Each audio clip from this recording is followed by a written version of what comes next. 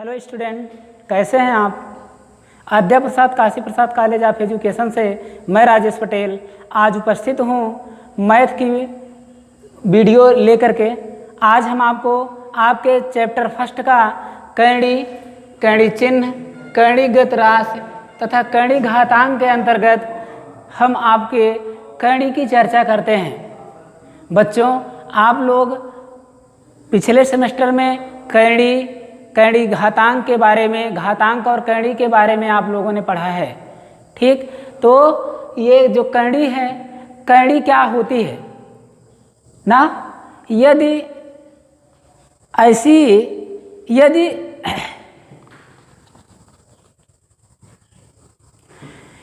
किसी धन परिमेय संख्या का मूल पूरा ना ज्ञात किया जा सके, किसी परिमेय संख्या का मूल पूरा ज्ञात ना किया जा सके, उसे हम क्या कहते हैं, कर्ण कहते हैं, है ना। जैसे आपका ये n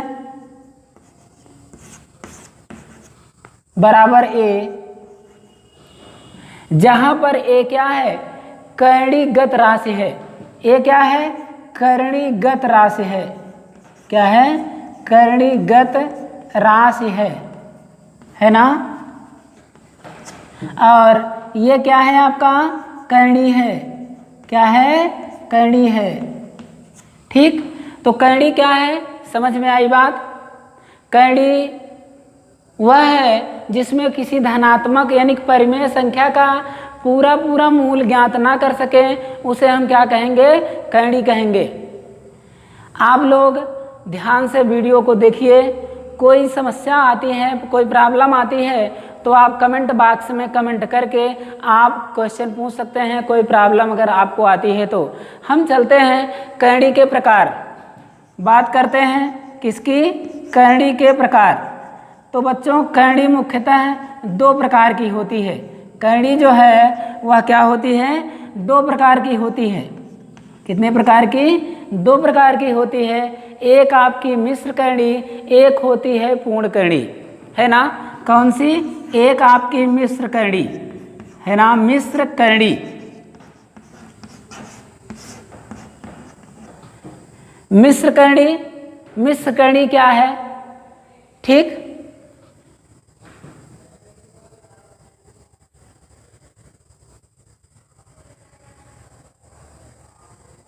मिश्र कर्णी वह कर्णी है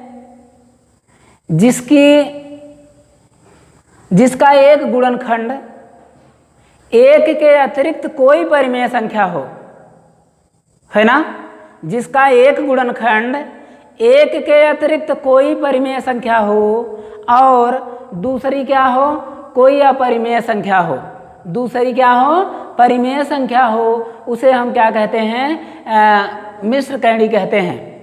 पिछले सेमेस्टर में आपने देखा परिमेय और अपरिमेय संख्याएं क्या हैं, है ना। तो परिमेय संख्या क्या है, परिमेय संख्या की बात करते हैं तो परिमेय संख्या वह संख्या है ना।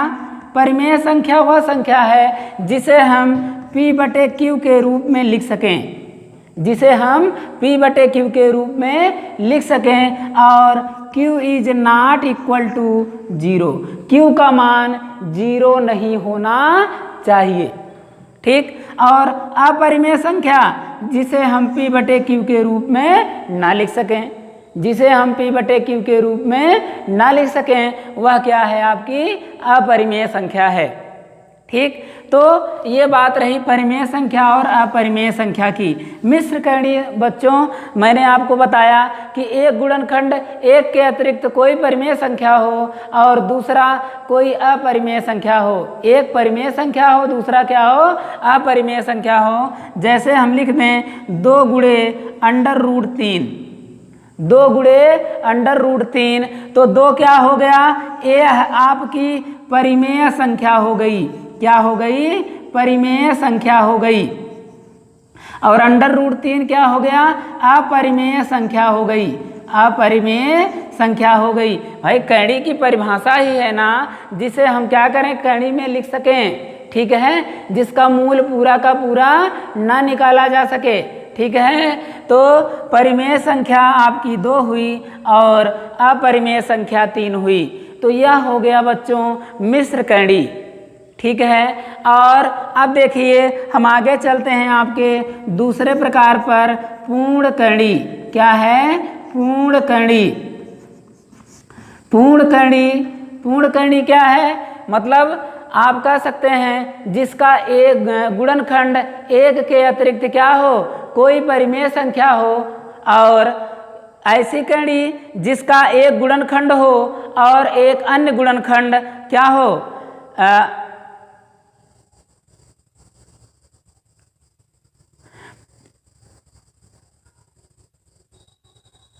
ऐसी कणी जिसका एक गुणनखंड 1 हो ना, पूर्ण कणी की बात करते हैं तो जिसका गुणनखंड 1 हो और दूसरी क्या हो, कोई अपरिमेय संख्या हो। दूसरी क्या हो, कोई अपरिमेय संख्या हो। जैसे आप देख लीजिए ये अंडर रूट यानी कि 6 कणी में 6 है। कणी में 6 को हम अगर लिखते हैं तो आप लिख सकते हैं कणी में 3 गुणे कणी में 2।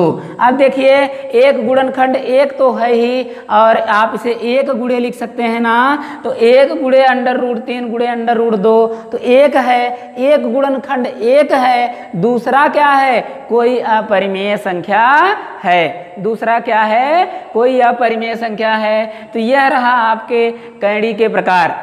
ठीक है, अब इससे संबंधित कुछ जो है आपके न्यूमेरिकल्स हैं उसको हम क्या करते हैं, सॉल्व करते हैं।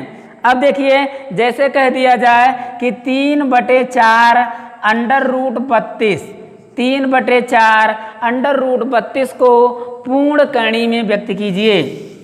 देखिए बच्चों क्या करना है, पूर्ण कणी में व्यक्त करना है। पूर्ण कणी में व्यक्त करने के लिए आपको करना क्या है कि आप देखिए आप इसे 3/4 बाहर लिखा हुआ है ना, ये कौन सी कणी है, मिश्र कणी है ना। तो मिश्र कणी को हमें पूर्ण कणी में बदलना है, तो करेंगे क्या, इसे हम पूर्ण कणी में 3/4 का स्क्वायर लिख देंगे।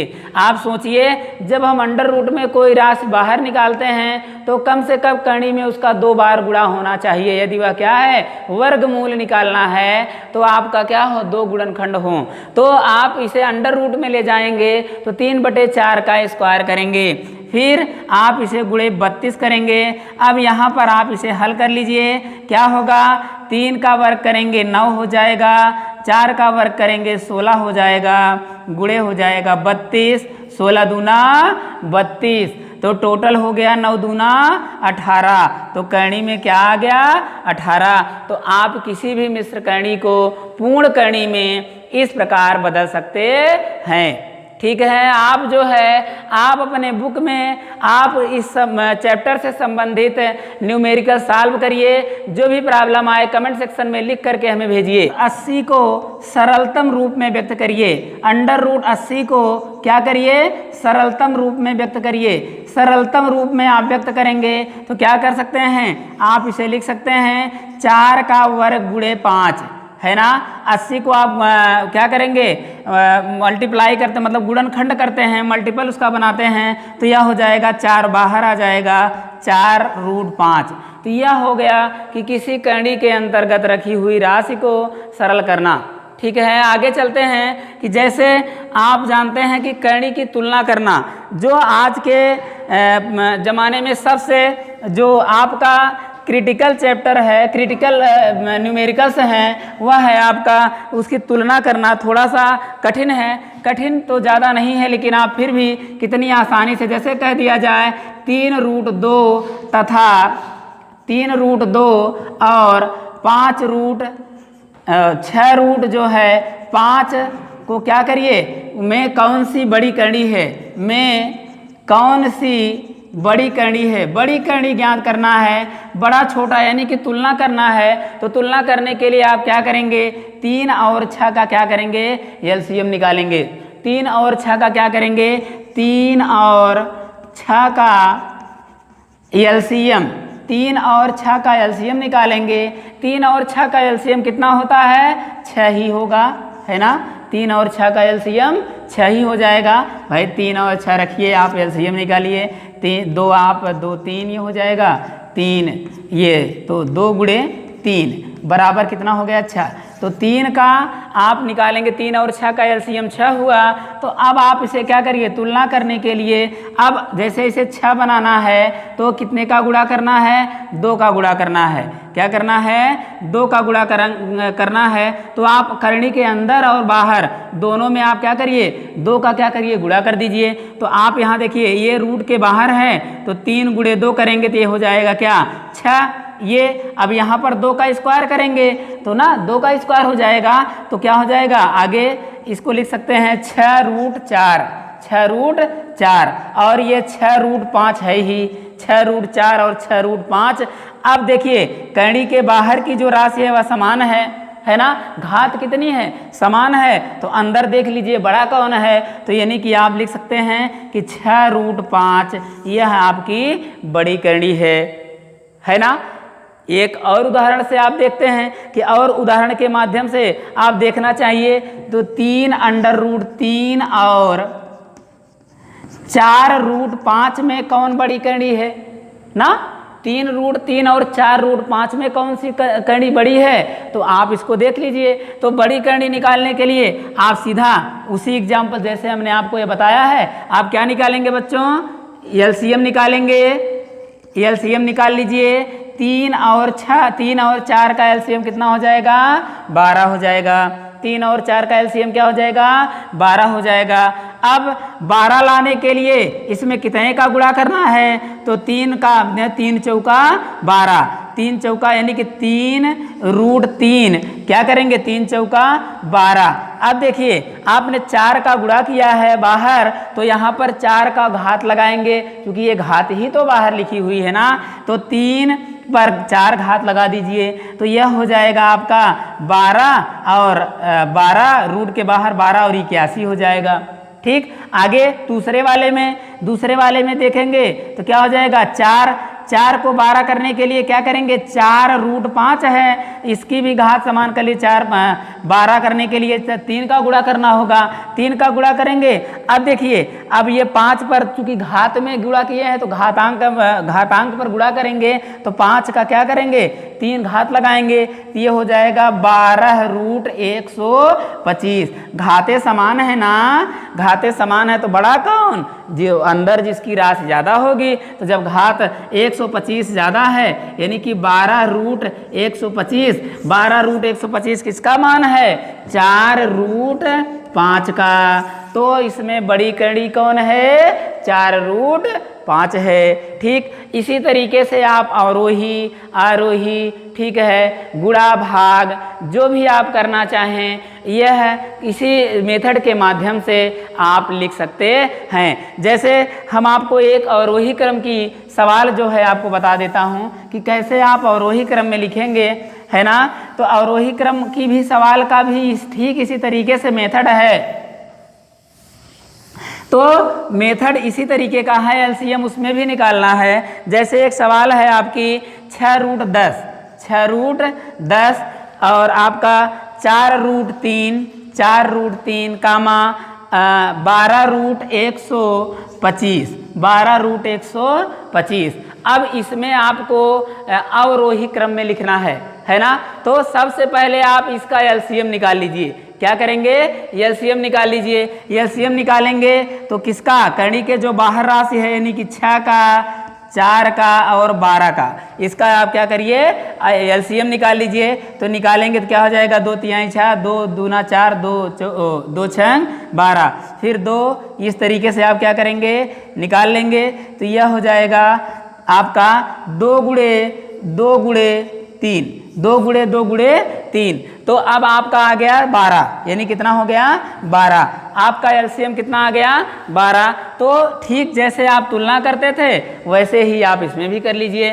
तो आप क्या करेंगे, 6 रूट 10 को देखिए, 6 रूट 10 को 12 करने के लिए 6 दूनी 12 करेंगे तो यहाँ पे अंदर भी इसका क्या हो जाएगा, इसकी घात लग जाएगी। तो यह हो जाएगा आपका 12 रूट 10 पर 2 घात, है ना। तो हो जाएगा 12 अंडर रूट 10 दहम्मा 100, है ना। तो इसी तरीके से 4√3 को देख लेते हैं। 4 तिहाई 12, यानी कि 3 का गुणा किए हैं तो 3 घात लगाएंगे, 3 का कितना हो जाएगा 27, है ना। और यहाँ पर 12 है ही, 12 125, 12 125 हो गया, तो आप यहाँ पर आ गया 12 125, है ना। तो और वही यानी कि घटते हुए क्रम में आपको लिख देना है। तो सबसे बड़ी राशि कौन सी है 12√125, 12√125 ना। फिर उसके बाद कौन सी है 12√100, 12√100। फिर कौन सी है 12√27। ठीक, तो इस तरीके से आप लिखेंगे तो क्या हो जाएगा, यानी कि 12√125 ना। और यह दूसरे स्थान पर 6√10 और फिर 4√3, जो मूल आपकी सवाल थी ये हो गई। तो यह हो गया आपका अवरोही क्रम में लिखना।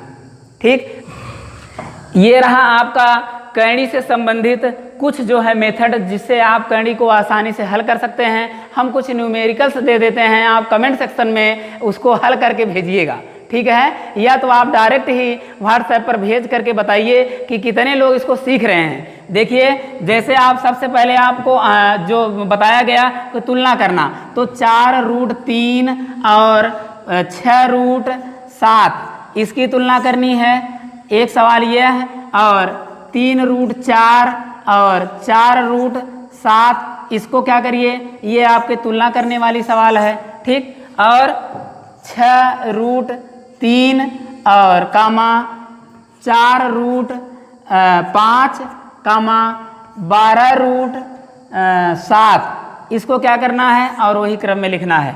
ठीक, और आप अपने बुक से भी हल करिएगा, ना समझ में आए तो आप पूछिएगा। आज तक के लिए इतना ही, मिलते हैं अगले वीडियो में, तब तक के लिए धन्यवाद।